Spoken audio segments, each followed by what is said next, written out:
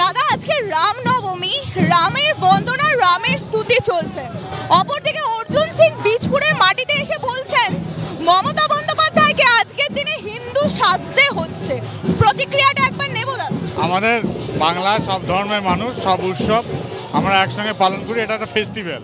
আপনারা জানেন আমাদের শারদীয় উৎসব দুর্গাপুজো হয়, বসন্তকালে আজকে বাসন্তী পুজো, আমাদের বসন্তী পুজো আজকে নবমী, আর আজকে রামনবমী। সবাইকে আমার আন্তরিক শুভেচ্ছা, অভিনন্দন। সবাই যেন ভালো থাকে, সুস্থ থাকে, ঈশ্বরের কাছে এই প্রার্থনা। আমরা সব ধর্মের মানুষ, দেখুন হিন্দু মুসলিম সবাই মিলে আমরা আজকে এই শোভাযাত্রায় বেরিয়েছি। অপরদিকে বিরোধীরা বলছে যে মমতা বন্দ্যোপাধ্যায় কেবলমাত্র মুসলিমদেরই তোষণ নীতি করছেন। অ্যাকচুয়ালি দেখুন, বিরোধীদের কাজ হচ্ছে ধর্মের নামে ব্যবসা করা। আমাদের তো ধর্ম নামে ব্যবসা করা, আমাদের উন্নয়ন করে মানুষকে সেবা দেওয়া। তো এখানেই ডিফারেন্স। সেই জায়গায় দাঁড়িয়ে তাদের উন্নয়ন নেই, ডেভেলপমেন্ট নেই, মানুষকে শোষণ করছে, পলিটিক্যাল মাটি নেই, মানুষ তাদের প্রত্যাখ্যান করছে।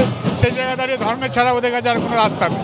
অপরদিকে অগ্নিমিত্র কল বলছে আমাদের একই রাজ্যে ভিন্ন নীতি কেন?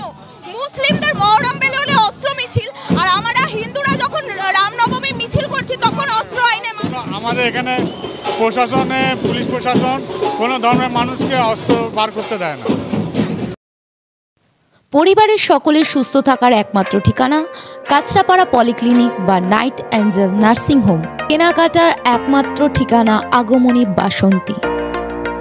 মনের মতো খাবার খেতে হলে চলে আসুন কাঁচরাপাড়া নিউ কেবিনে।